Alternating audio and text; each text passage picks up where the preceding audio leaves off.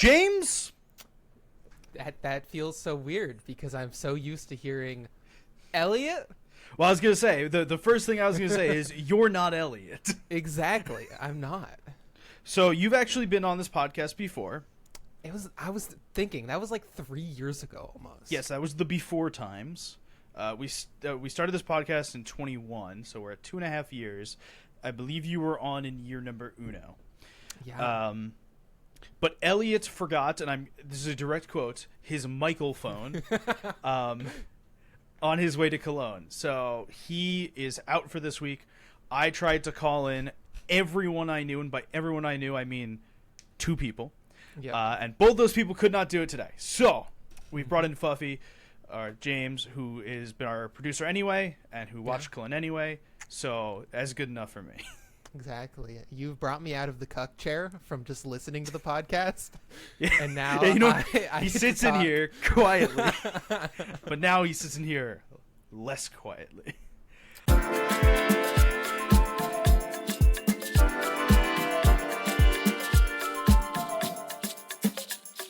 So we're going to talk about Cologne. It's the only thing that's gone on this week, and no one cares about anything else, so let's get to it.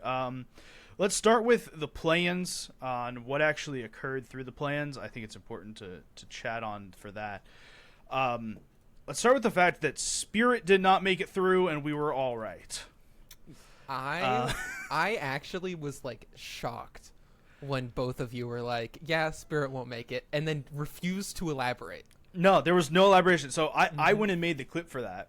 And I was like, oh, it'd be great if I had talked about, like, somewhere here on, like, why did we not think Spirit was going to make it through? But no, Elliot and I both just both had gut reactions to Spirit not making it through. And they didn't, which is sick. Yeah, wow. That not making it to playoffs, like, normally you think, oh, that's, not too bad. But then going out last in the main event. Yeah, so they go out less in the main event. I realize now I said we're going to talk about playing, and then we just didn't talk about playing at all. Well, it was so quick, it felt like it was part of play-ins. Yeah, so the way Cologne worked was, like, it was just in a row. So we're actually at playoffs time starting tomorrow, today when you hear this. So the play-ins went right into main event. So we had talked about who do we think will get out of the play-ins. Eternal Fire was on my list. That didn't happen. I believe Heroic was on Elliot's list. That didn't happen. Past that point, what do you expect happened? 9Z, Complexity, Liquid, Saw, Pain, Mongols, Falcons, and Furia. I would say that the only big surprises here that didn't get out were maybe Big, Heroic, Eternal Fire. And I don't know how good Heroic or Big are. Yeah. Big and Heroic feel like the kinds of teams that I never want to say a coin toss because they're consistent, but they're consistently just like fine. And so them not making it isn't like heartbreaking, especially because Heroic not having Dexter for the first majority of the play-ins anyways. Yeah, I mean that sucks in its own right. I'm trying to pull up. I had play-in brackets pulled up. I'm looking at them now. Right, they lost to MIBR in that they ended up winning against 3D Max with Degster in the lineup, but then they lost to Furia. And if you watched Furia this event, they were a pretty good team, right? They beat Imperial, they beat Heroic, they made it through. I wouldn't say that Furia were bad this event, but I also would say that a Heroic team with these players on it should have been able to beat Furia. Should have, but Furia with Skulls has been like solid. They've looked like a new team, and it's interesting because Skulls has not been their best player.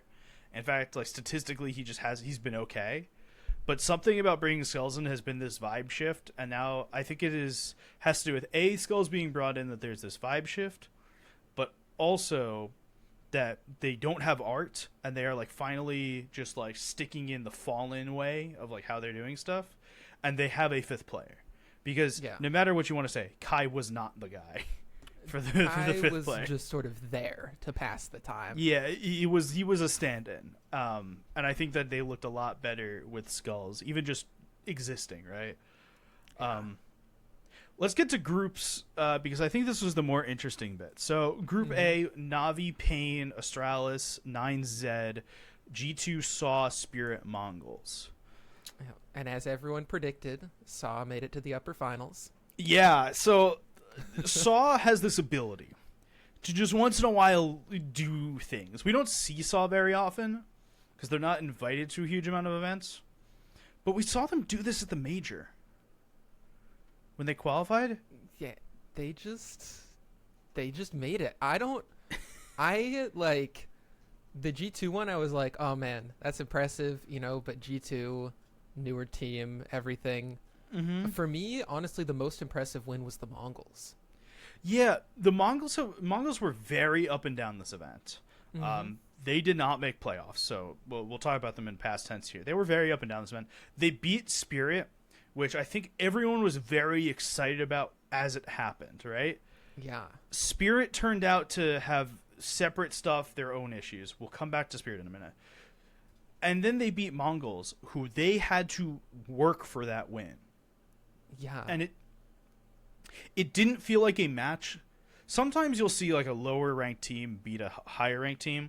And I'll be like, oh, the higher ranked team, they fucked up everything. They just they didn't play well and they let the lower ranked team get it better than them. It wasn't a Saw win, it was the Mongols lose kind of situation. This felt like Saw won. Yeah. The game was so back and forth, and I was just sort of like, I was the whole time just thinking, I don't know who's going to win. I don't know what's going to happen. But I didn't know that either of those teams I would even have to really pay attention to them. I was like, okay, they're both going to lose their first round, and we'll see some good games against, like Pain and 9Z and all of that. And it's a weird side of the bracket because it's like 9Z, Pain, Saw, and you go and look at it and go, yeah, those three teams will be three teams that will be out. Pick another team, and they'll be the last team out. Mm-hmm. In a group with G2, Spirit, Astralis, and Na'Vi, and you could even throw the Mongols in there. It's like, yeah, those teams will get through. But, so Na'Vi opened the round, opened the group. One of those words is right. Opened the group 2-0 over Pain, then 2-0 over Astralis, and then they won the upper finals over Saw 2-1. They looked like you'd expect Na'Vi to look. They bounced back from their Blast Showdown stuff, right? When they lost to Liquid twice in their little group thing. They looked like the number one team in the world. Yeah. I mean, they beat everyone they were supposed to. That's what Na'Vi is really good at. That's why everybody's saying no one seems to predict Na'Vi to win events, but yet they always predict Na'Vi to go far, where I'm just watching and I'm like, yeah, this is a good team. They're going to make it. They're going to beat, Astralis and Pain and Saw, and they made it, but it felt like a group of Pro League or something, not of Cologne, because all of the other top teams that you'd expect to be like, okay, they can beat Na'Vi, just weren't there. Yeah, it also felt like Na'Vi just Bit and Ema started playing really well, and I want to dial in on Ema here because we look at the major run where it was JL and it was Bit and it was Wonderful, right? And Ema and Alexi were kind of the back set there, the two that weren't fighting as hard but were doing really good things. And you saw Ema play on Gamer Legion in the Paris major, and he was the star player on Gamer Legion. Yeah. And we're back to today where it feels like it's taken a while, but Ema's found his role on this team, right? He's averaging like 1.4, 1.5 or some shit like that across the event so far. It's a really good average. It feels like he's playing up to the position that we know he could play to. It just took him a little bit longer to get there. I want to see Ema in playoffs, and luckily we're going to get to see that, just because I feel like that's the next step. Ema's always been able to do well in groups or against some of these teams that you wouldn't say are all the way up at Navi's caliber. And once we hit that next sort of level, that's what's going to be really interesting to me, because, I mean, in theory, Ema can do it. In theory, Paris happened and should be replicable to some degree, but yet we just never saw it through all of Navi, and instead we got, I don't want to say over performances, but really just amazing performances from Bit and JL, and Wonderful's been consistently good, and that's what's gotten this, number one team in the world Navi, as everyone likes to say. But if Ema's actually fragging up there, I think they're legit gonna be and stay as number They're one. really fucking good. Let's talk about G2 for a second. G2 last year won Cologne and Katowice. Let's start there. Let's remind everyone that they are, in fact, very good at Counter-Strike. They've swapped their team out, right? They've added Malbs and Snacks and for Nexa and HooXi, and obviously on the show we are big Malbs enjoyers. Mm-hmm. We were skeptical. Actually, let me phrase it. We are skeptical. Just of Malbs being on a team with 3 other people who want the ball, right? We've used the Warriors analogy here before of you can't have 5 people on the court that need the ball at the same time. It just doesn't work. Except for the fact that it's working. Yeah, it's like I don't get it. I Out of the top 5 players in this event for for HLTV rating, 3 of them are G2. And no, it's not the 3 you'd think. It's Malbs, Nico, and Monacy. Hunter's just not there, and that's okay. and still Hunters looked solid. Yeah, Like, Hunters against looked really Spirit, good. That was crazy. Hunters looked fine this event. It's not that Hunters looked bad. It's just they all seem to be getting kills. Yeah, I mean, if they all get kills, it just works. That's how the HooXi lineup realistically worked. And now Snacks is just there giving the same like vibes in interviews where it's like, yeah, I don't have to do anything. Mm-hmm. We just have to win. And, you know, as long as their coach doesn't get banned for talking mid-round, I think they've got a good shot. Yeah, that was a little bit of a thing of Taz just like chatted mid-round to Snacks for a minute. It doesn't look like anything's going to happen because of that, but it also Yeah, it was just like a warning. Yeah, it was also like a rules, round but... that they were very much winning at the end of the game or something like that. It was... Yeah. Kind of weird. Let's talk about the elephant not in the room anymore, which is Spirit. I guess the dragon not in the room anymore. Yeah. So Spirit went out. They did not win a map. The closest they got was a overtime map against the Mongols was in their first map. Let me put this in perspective here. Spirit lost very, very hard. Okay, let's start there. But Spirit, I'm finding my statistics here. Where is it? Okay. This is the least amount of rounds Spirit has ever won in a 2-map series dating back to when they played their first HLTV recorded game in 2016. That was their game against G2, where they won over 2 maps a combined 4 rounds. Ouch. It was really bad. I feel like I never want to count Spirit out, as in like they can reset after this and come back to an event and look godlike again.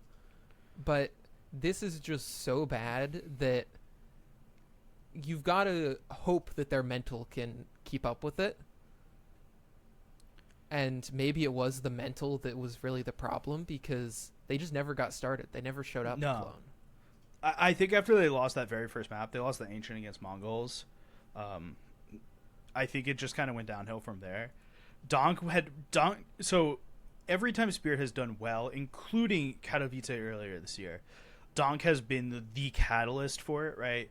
You see Donk just like do shit that we say only like 3 players in the world can do, and it's Donk and Monacy and Nico on a good day. And you just didn't see Donk doing that kind of stuff. And it felt from there like this was going to be a really difficult tournament if you don't have Donk performing well. And that's not saying that you need Donk to perform at a godly level in every event, because this team does have really good pieces around Donk. Zontix, Shiro, Magix, all really good pieces around Donk. And people will take over if someone's not doing that well. But when everyone's not doing well, it's really difficult. And it's a team where it felt like the scariest part about them was that everyone could do well. It was the fact that, okay, yeah, you've killed Donk. You had to lose a player and a ton of map control to do it, but you traded him out. Okay, you're good. Oh, wait, Zontix is anchoring the other side of the map. Oh, wait, Shiro's got an op trained on wherever you want to swing. It's the Russian version of G2. But I think a part of that is also, like, because they were doing so well and they were performing so well as a team, it felt like everyone was that good. We never looked at, let's go back all the way back to Prime Astralis. We never looked at Prime Astralis and said, oh yeah, Dupree and Magix are like the number one players. No. In their spots, but they were really good, and they looked really good, and they are really good. I would say Magix was the number one pit player on Inferno, but that's his yeah, own. yeah. But there are specific definite positions that they were the best in the world at. But yes, I but they understand. felt so terrifying, partially because they just kept winning, and that was due to their like team play and everything. Yeah. And when that falls apart, then the individuals also don't look like it. I think Spirit is a team that we talked about, all of their individuals are so good, but their individuals were so good specifically in this system, specifically in this context. And now that, like, as it falls apart, when one domino falls, the rest just keep crashing down. I want to give a little spotlight to one more team in this group, which is Pain Gaming. We came out of the play-ins where Pain and Liquid went really deep in a match, and we kind of said, I don't know how good Pain are, but it feels like they may be okay. They pushed Liquid, right? Liquid got a 2-0, but they pushed Liquid on both maps. The first map was overtime. The second map was a 13-11. And then they beat Imperial. They beat MIBR. And the question Elliot and I kind of had was, how good are Pain? The answer seems to be good. Yeah. So Pain lost to Na'Vi in their opener, which is reasonable. They beat 9Z, which is another interregional match. Yeah, Pain up to this point had basically just had those interregional matches. Yeah, the only non-interregional matches were Liquid and Na'Vi.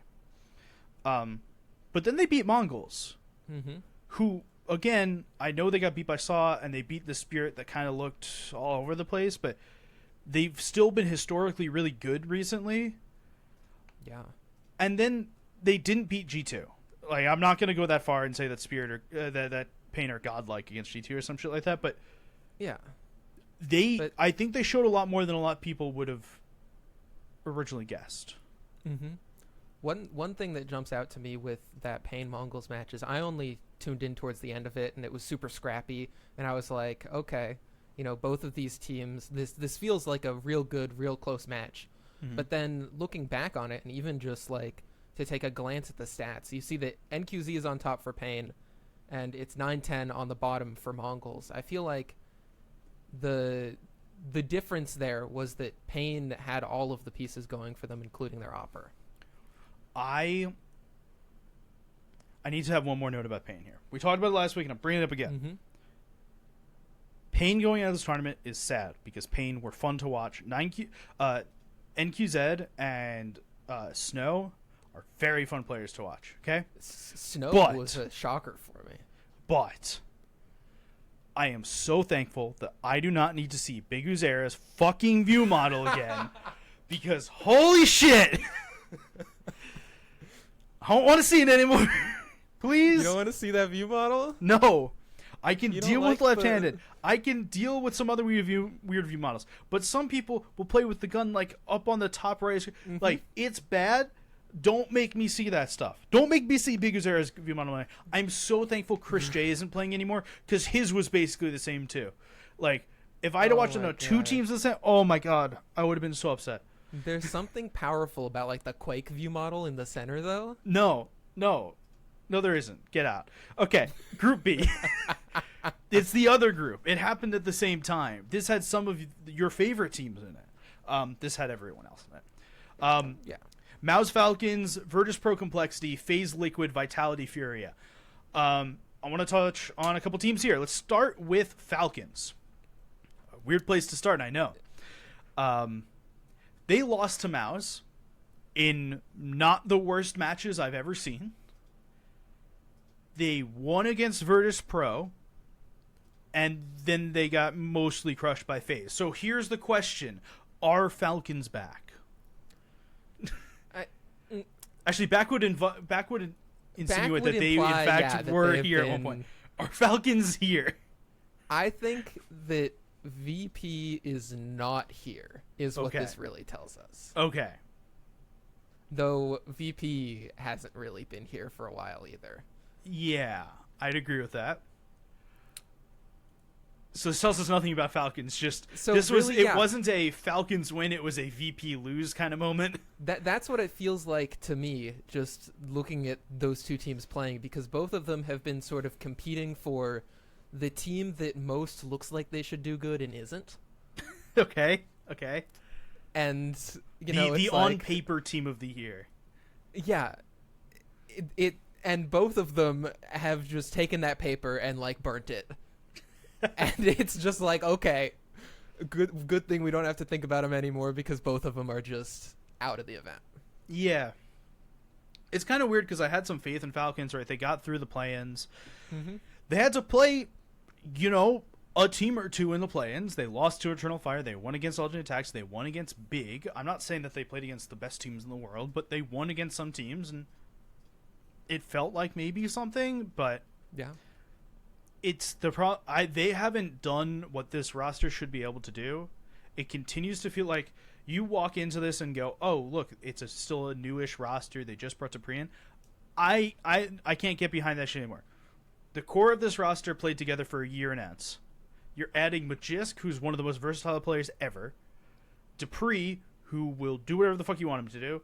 And Zonic, who is generally been heralded as the best coach Counter-Strike has ever had. If you're telling me that those 5 players can't get their and that coach can't get their shit together within, how long have they been together? They've been together for 7 months. Can they really ever get their shit together?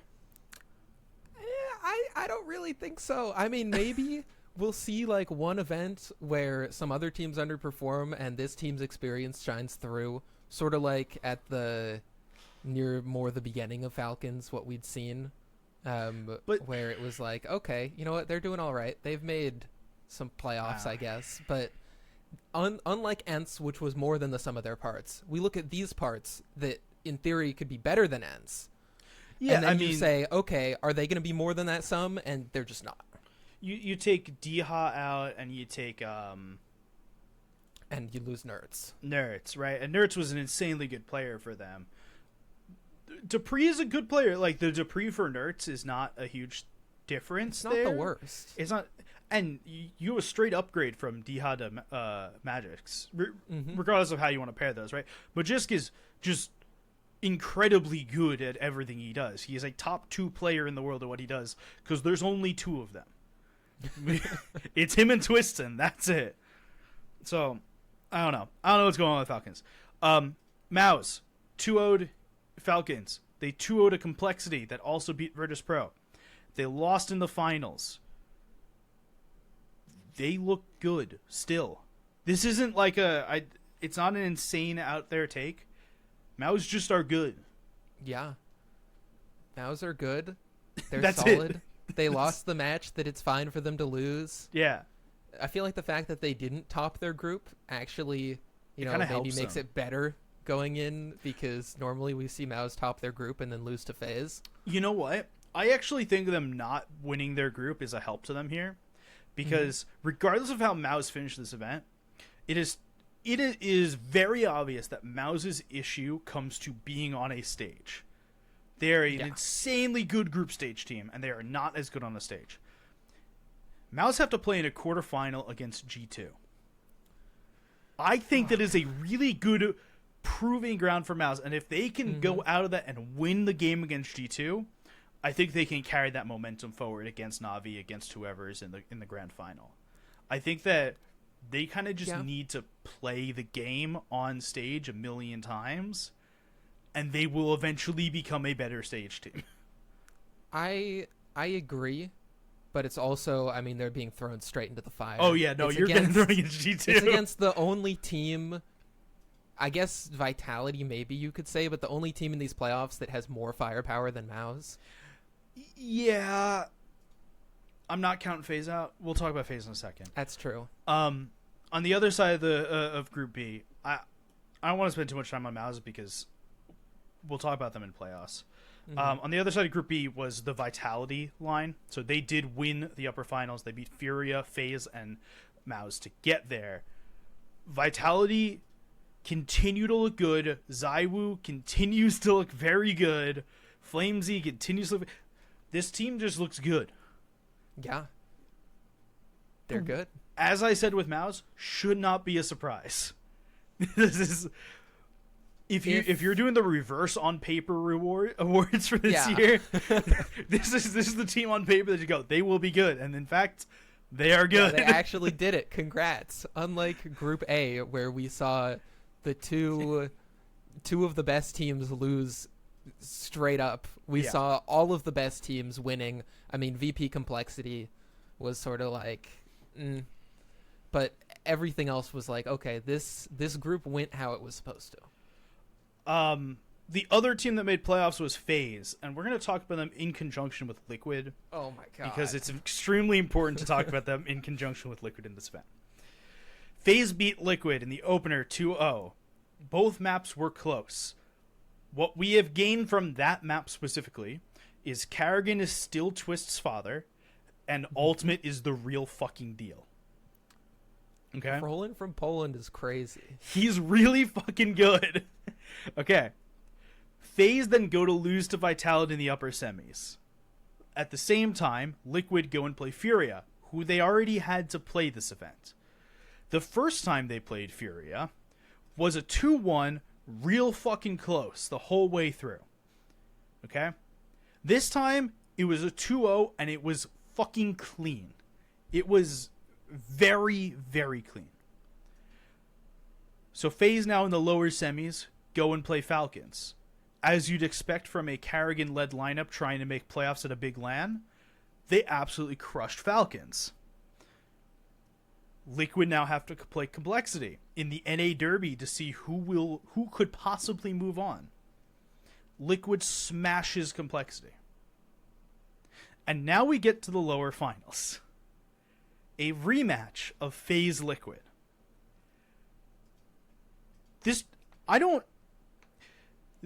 We've talked about buffs before. There are just certain buffs that exist. Karrigan trying to make a big stage buff. And it's more of an aura, I think, actually. Because Karrigan himself does not, I would not say gets better. But everyone around him. Yeah.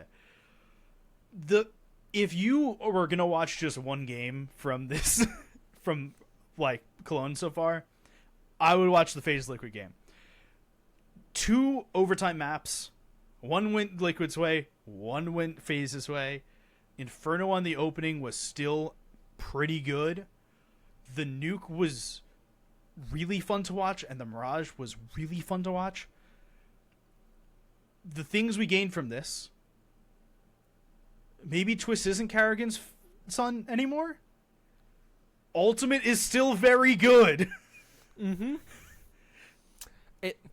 Ultimate was so good, but hasn't like broken that level of, in theory, if Ultimate was like, you know, the next Simple or whatever, you would have seen Ultimate win something there and stop FaZe from making that comeback. Ultimate was not the reason why they lost. Let's be very clear. The Ultimate second half of Mirage was really...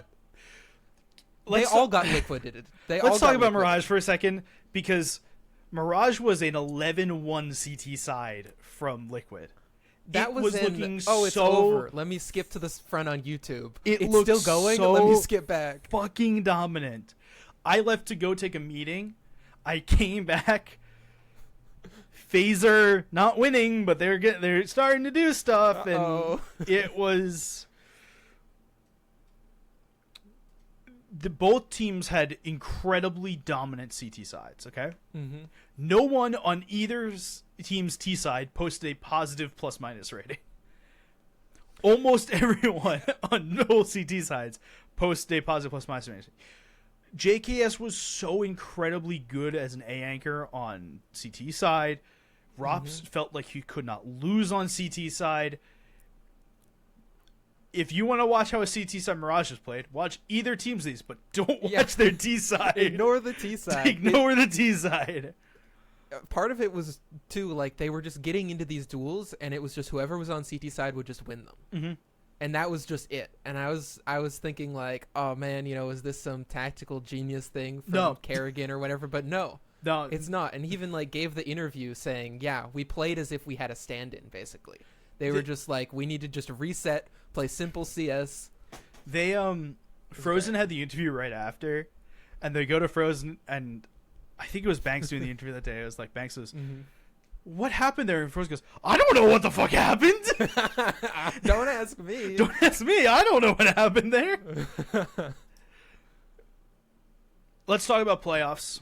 Last bit of Cologne. Matches start on Friday, which is the day after you hear this podcast. Friday, Saturday, and Sunday. So Friday matches will be Saw against FaZe.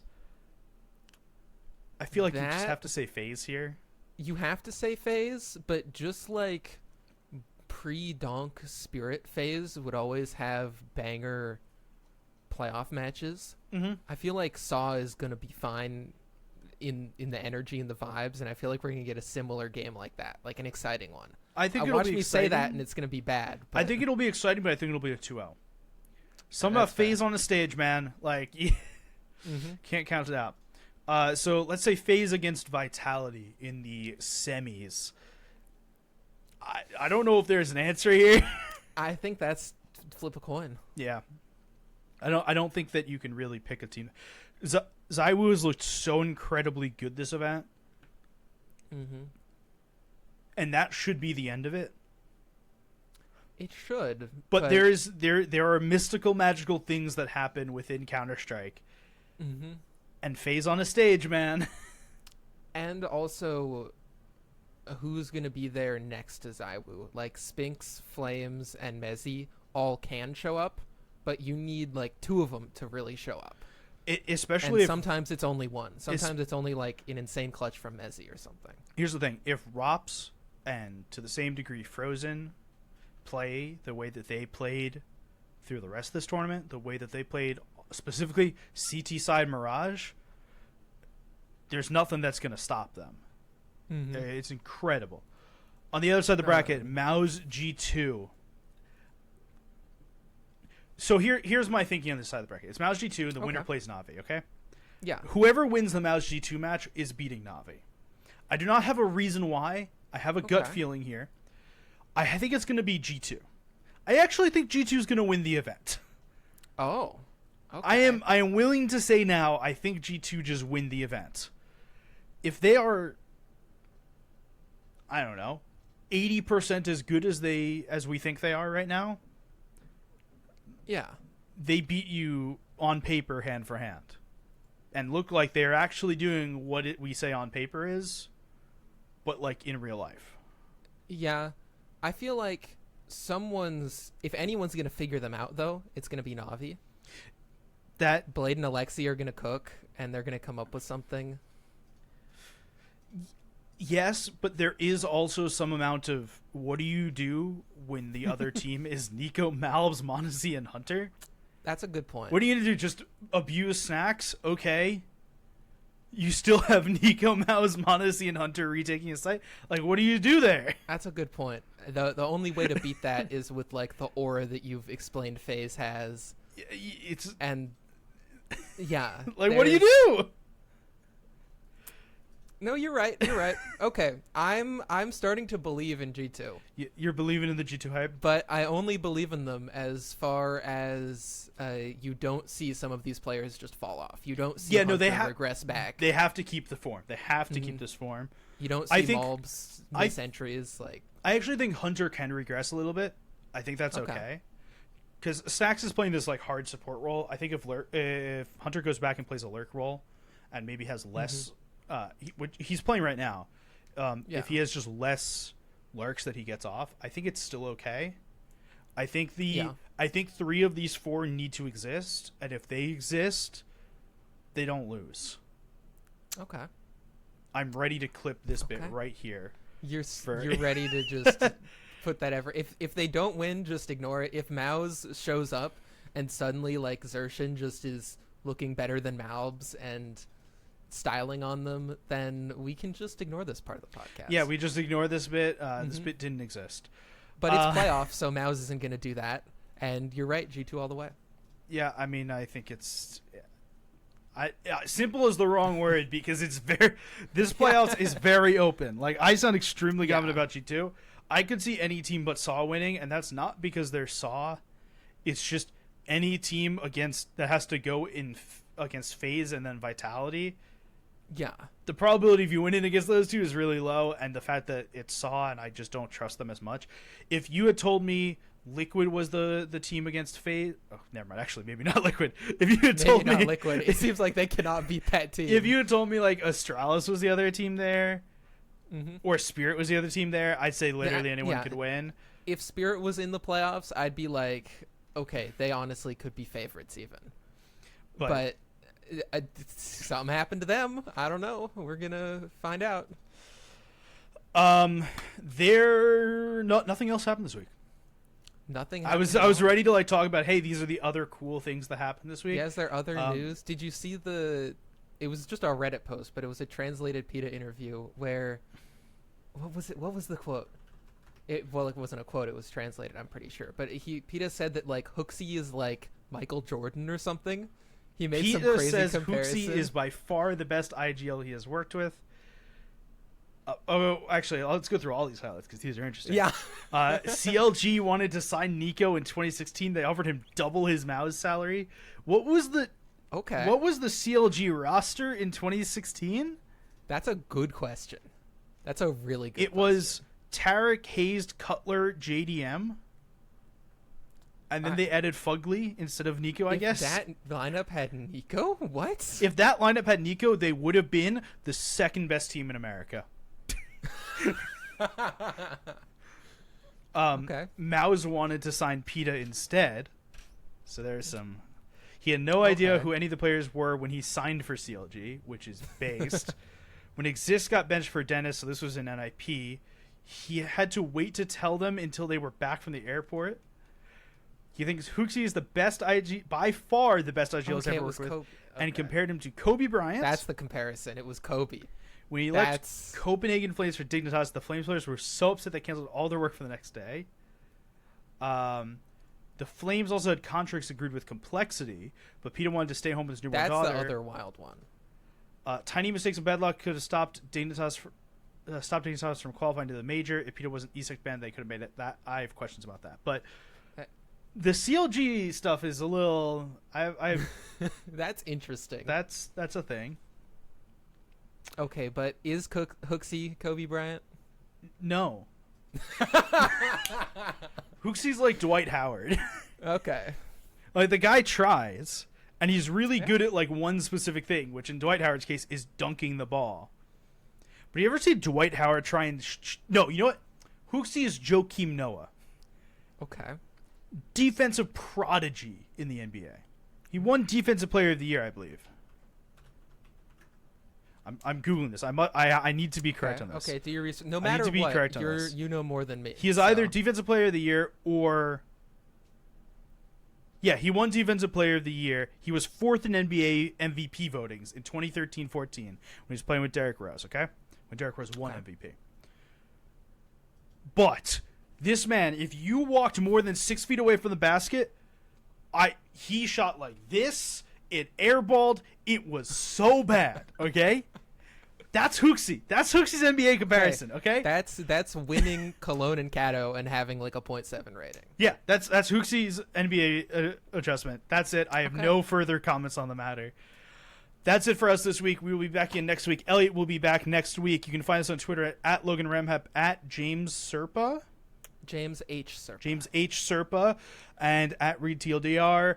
Our producer for this episode was this guy, and our editor is Mac. We'll talk to you all next week. Peace.